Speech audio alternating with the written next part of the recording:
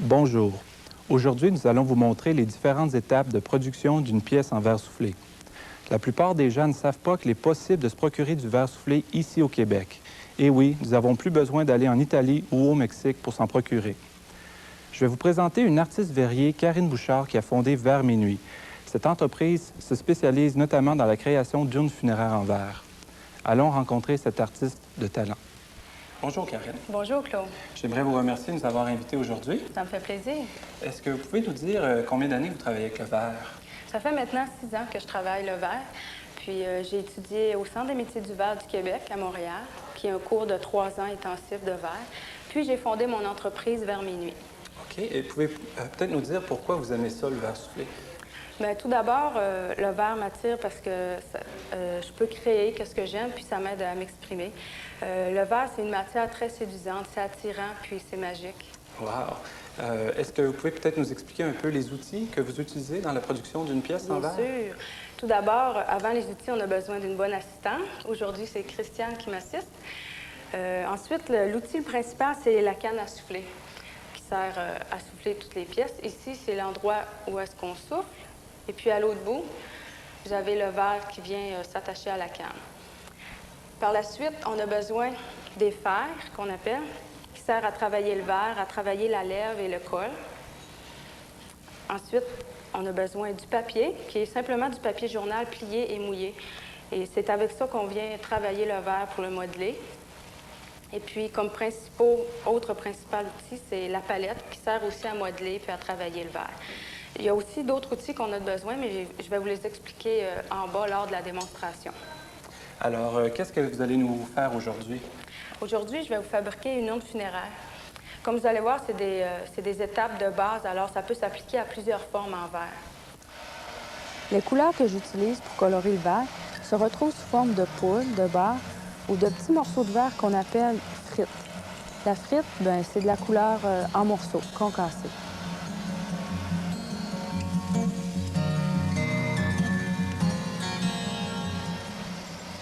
La fournaise que vous voyez contient le verre en fusion. Ce four doit être maintenu à une température constante de 2100 degrés Fahrenheit ou 1200 degrés Celsius. Le verre est donc toujours prêt à être soufflé. Pour commencer, je dois préparer la canne à souffler à recevoir la barre de couleur, qui colorera l'intérieur de la pièce, qui est une urne aujourd'hui. Puis ici, c'est une pastille de couleur noire que je vais chercher. Et je la fais fondre pour la faire fusionner.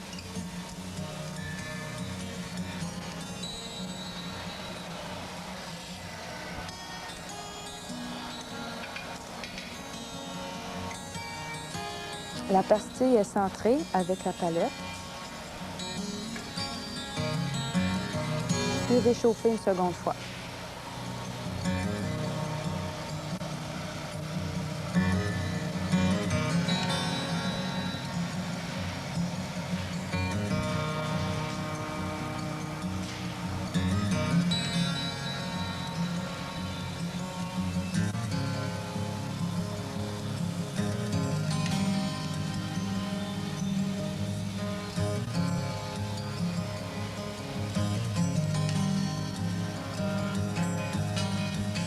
Puis, je viens souffler une petite bulle à l'intérieur de la couleur.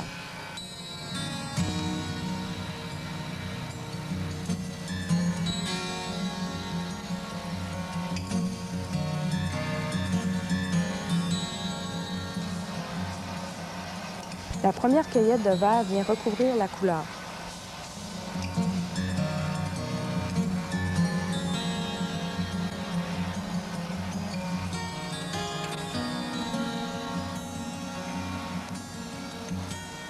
Elle est ensuite façonnée et soufflée. Comme vous le verrez, ces étapes sont répétées plusieurs fois pendant la fabrication de l'ion funéraire.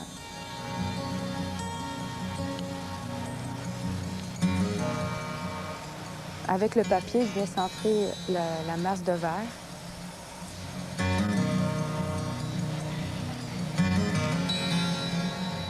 Puis j'attends un peu qu'elle refroidisse avant d'aller faire la prochaine cueillette.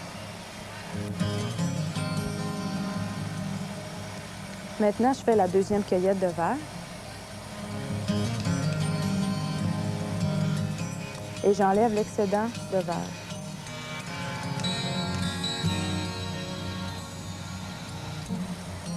Puis la masse est ensuite façonnée avec la palette, encore une fois, puis le papier journal mouillé.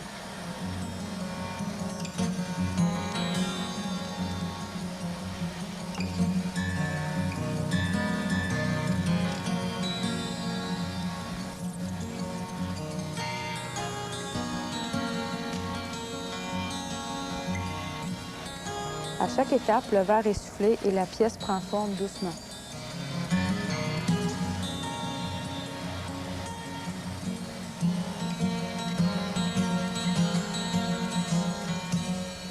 Puis les poudres de couleur sont appliquées une après l'autre. Ici, je commence avec le blanc pour faire une couche de fond.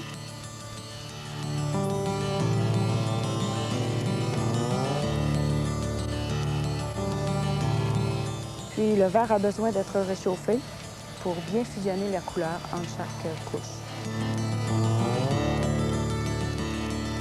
Ici, c'est le four de travail qu'on voit, qu'on appelle aussi le Glory Hole. Il sert à réchauffer la pièce tout au long du soufflage.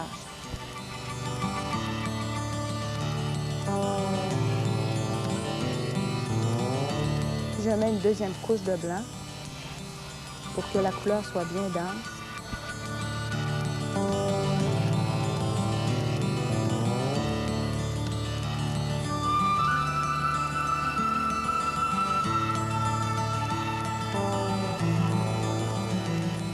Pour moi, les couleurs, c'est très important.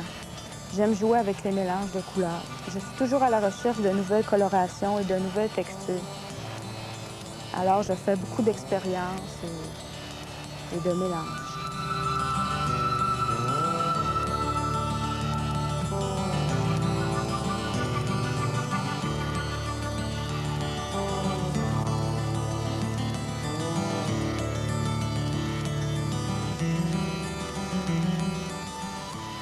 Maintenant, j'applique du bleu.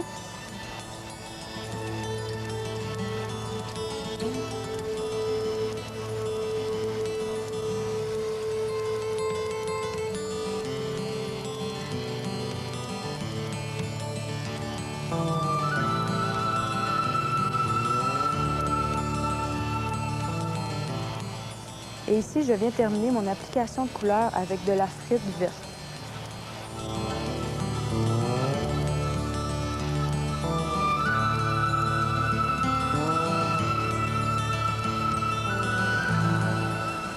Et je vais fondre la frite pour qu'elle se fusionne avec la masse de verre.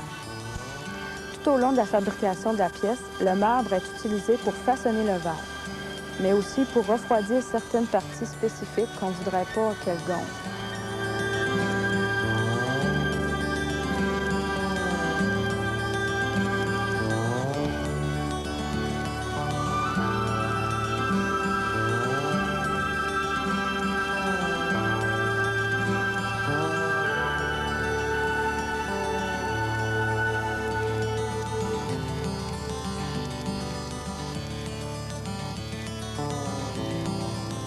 Puis je viens encore une fois recentrer la masse de verre et souffler en même temps.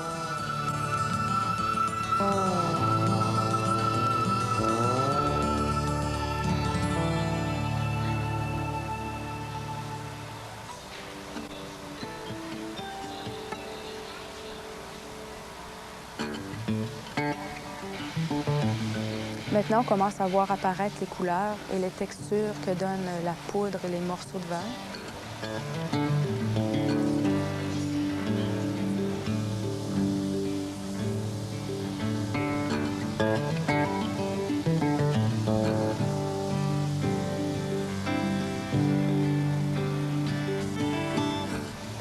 La troisième et la dernière cueillette. Il est nécessaire de cueillir du verre plusieurs fois pour avoir une bonne quantité, surtout pour une huile funéraire. Cependant, si je voudrais faire simplement une petite lampe à l'huile, j'aurais besoin juste d'une cueillette. Alors, tout dépendant de la pièce qu'on a besoin de faire, il faut prendre les cueillettes en conséquence. Le verre en fusion, c'est liquide comme du miel. C'est pourquoi il faut toujours tourner la canne à souffler pour ne pas décentrer la masse.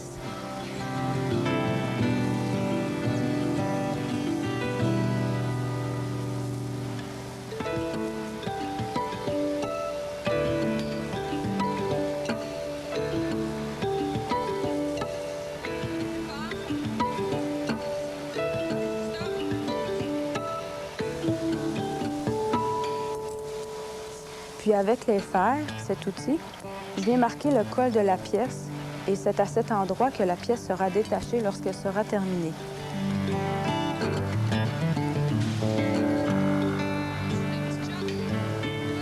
Le verre soufflé, c'est un travail d'équipe puis beaucoup de coordination. Il faut faire les bons gestes au bon moment, puis quand le verre est chaud. On a besoin aussi d'une bonne assistante.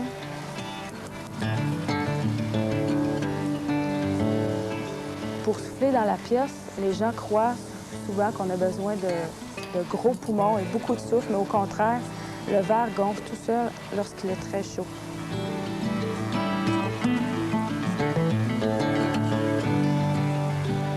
Le verre, c'est une matière vivante qui est toujours en évolution.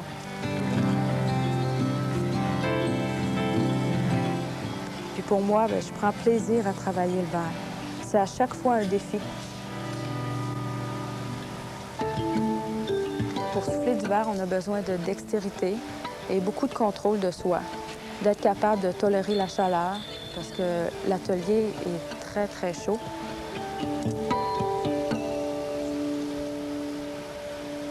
Puis le verre, c'est jouer avec la lumière, puis avec le feu. Et j'aime me laisser guider dans cet enfer douillet.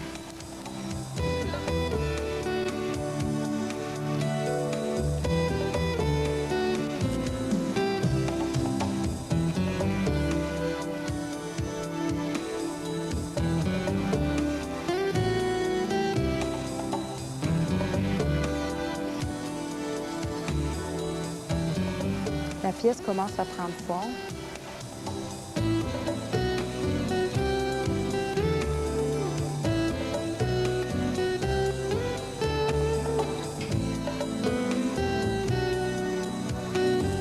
Puis il faut continuellement souffler pour gonfler la pièce.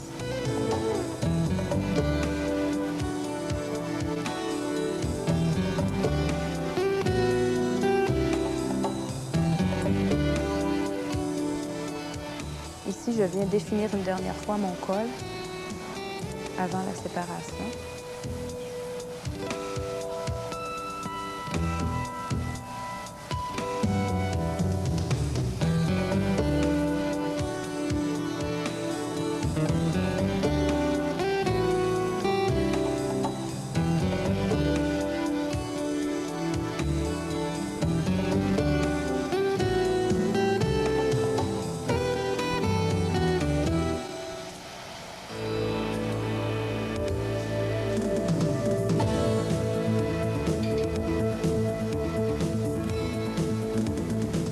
Le verre demande beaucoup de concentration.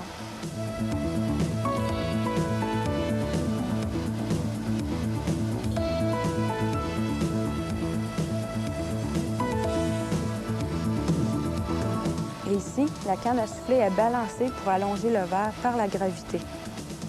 Il est toujours préférable de laisser le verre travailler de lui-même et de faire le moins possible d'intervention directe.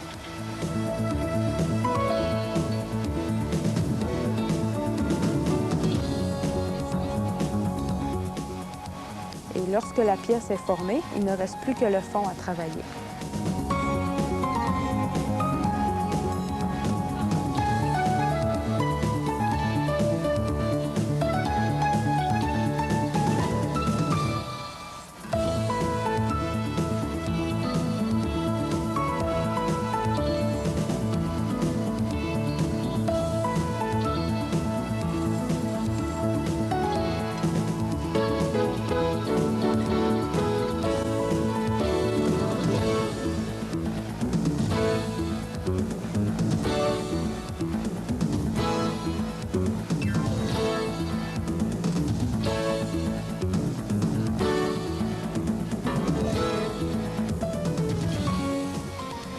maintenant, on voit bien les couleurs.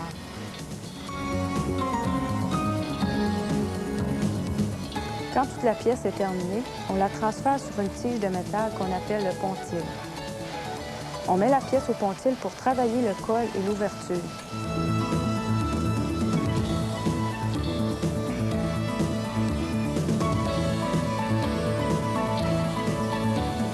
Le pontil est refroidi.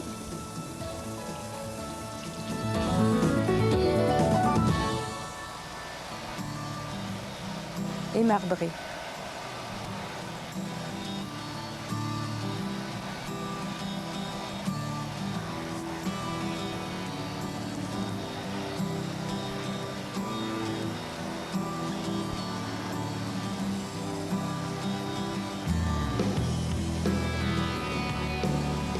Le transfert au pontil est une opération délicate. La pièce peut tomber par terre à n'importe quel moment.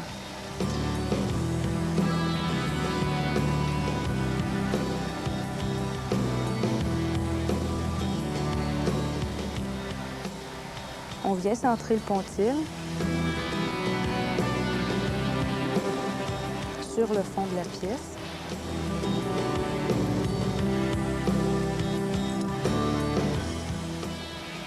Et avec de l'eau et le fer, on crée un choc thermique qui aide à détacher la pièce de la canne à souffler.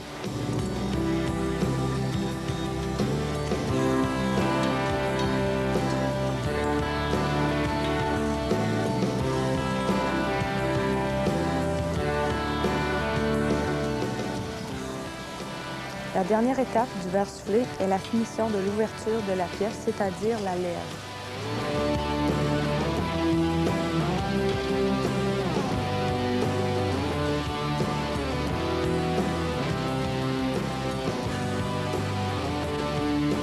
Comme vous pouvez le voir, plus le verre est jaune, plus il est chaud, qui est près du point de fusion.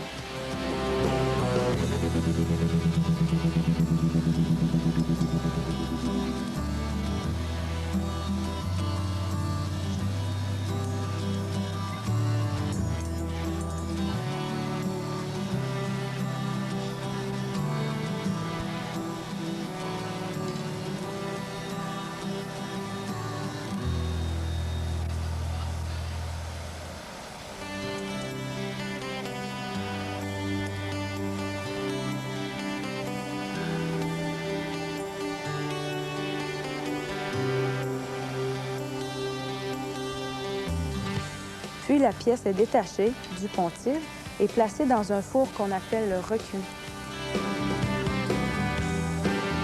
Toujours avec de l'eau pour créer un choc thermique.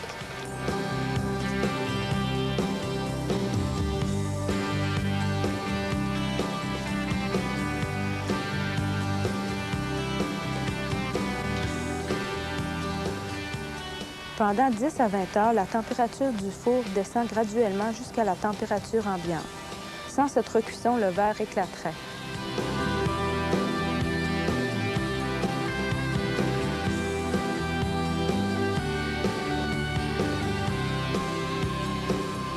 Une fois la recuisson de l'urne terminée, il reste une intervention à faire. C'est le polissage de la pièce. On polit le dessous pour la stabilité et l'esthétique de l'œuvre.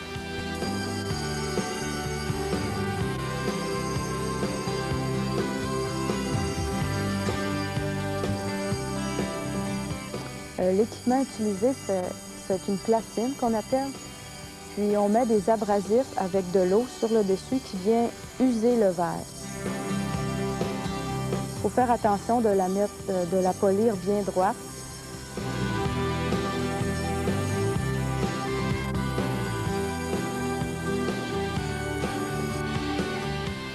Puis le logo de Verre Minuit est apposé.